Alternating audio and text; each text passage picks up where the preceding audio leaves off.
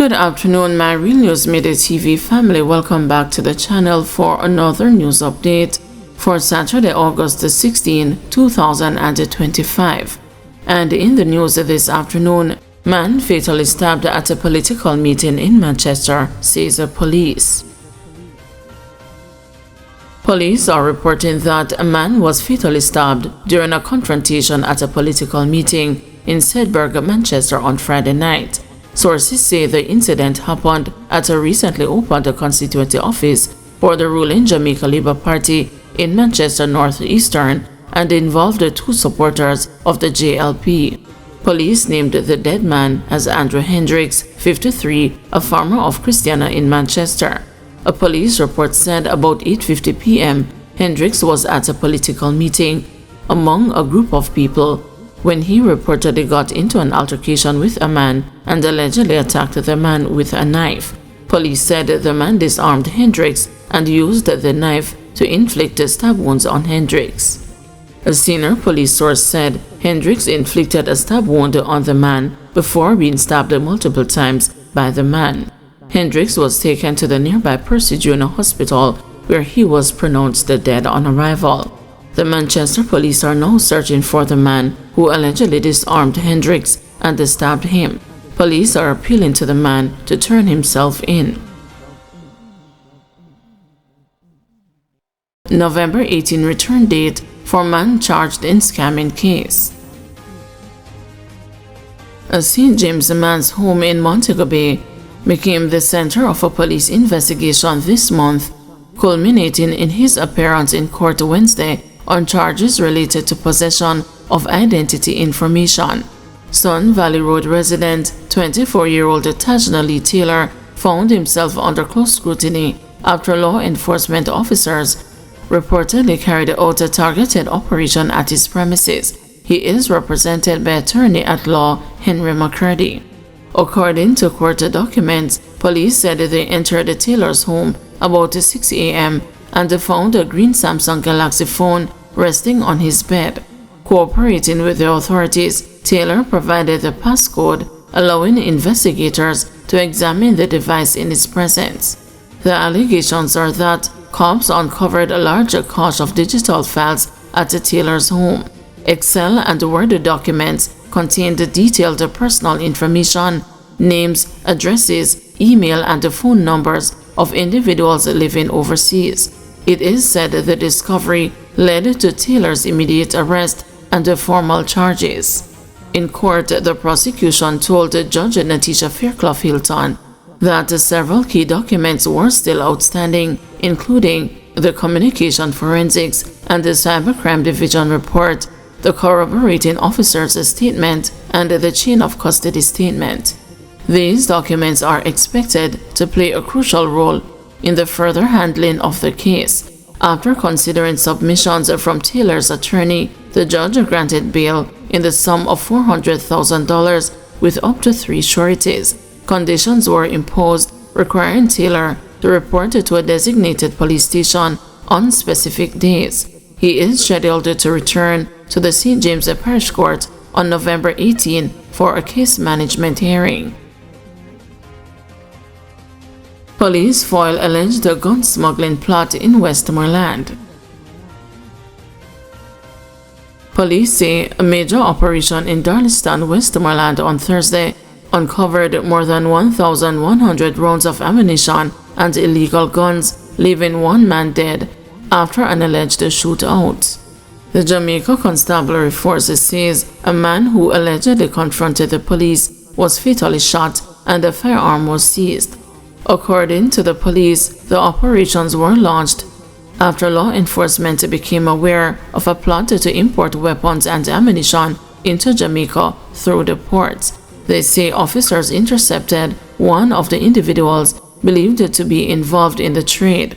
During the interception, the man reportedly opened fire on the police, who returned the fire, injuring him. He was taken to hospital where he was pronounced dead. The police say they seized a rifle, 2 pistols, and more than 1,100 rounds of assorted ammunition. They added that other items, including electronic devices and documents, were seized during follow-up operations and will be forensically examined. The identity of the deceased is being withheld pending notification of his family. The police say investigators are pursuing strong leads, both locally and overseas, as part of ongoing inquiries. The High Command is warning armed criminals that confronting the police with gunfire will be met with decisive force and is urging those challenged by the police to surrender peacefully. Further updates will be provided as the investigation progresses.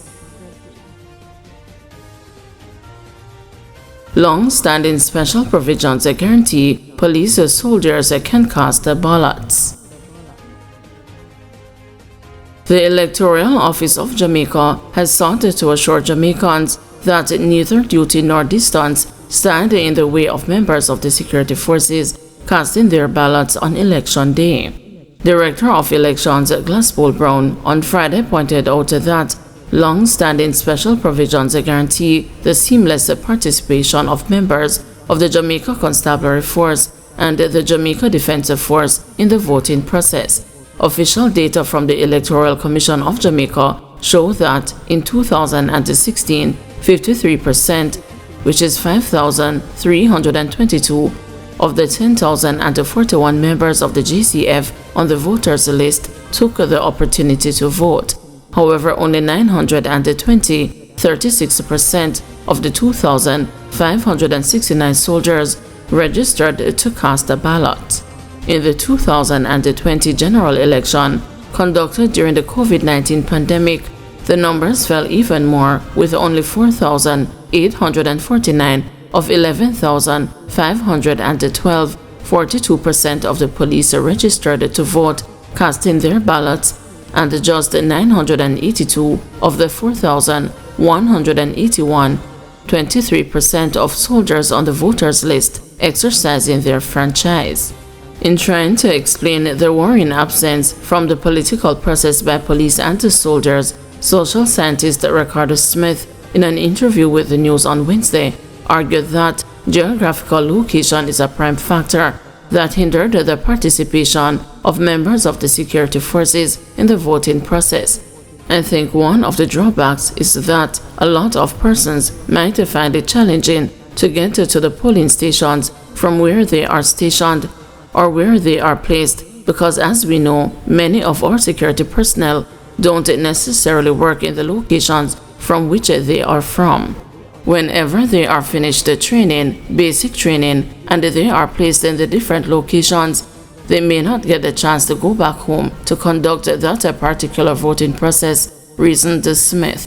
But on Friday, Brown told the news that logistical arrangements have long been in place to accommodate members of the security forces who may be stationed far from their home constituencies on Election Day. Brown explained that the EOJ receives a list from the JCF and the JDF with the names of the police and the soldiers on the voters list and where they are stationed.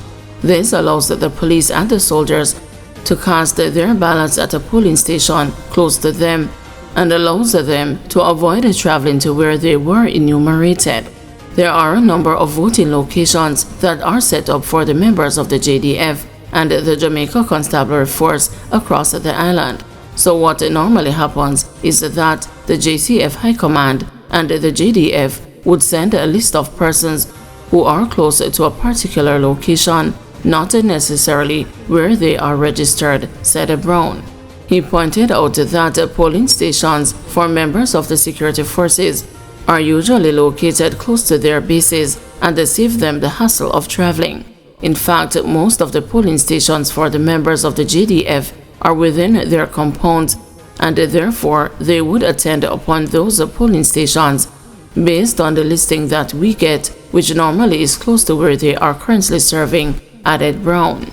The Director of Elections underscored that under the Representation of the People Act, members of the JDF and the JCF, along with Election Day workers, are afforded the benefit of casting their ballots 3 days before the official date of the voting process, which ensures that their right to exercise their franchise is not hindered by having to perform their civic duties.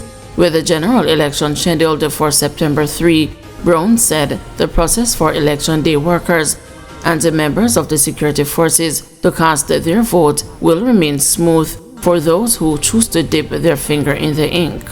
So again, we rely upon the information that we get from the High Command in terms of where we should send their ballots, and so therefore that option is available. The facilities will be and always have been available, stated Brown. Guys, thank you for watching. See you this evening at 6 p.m. for another news update.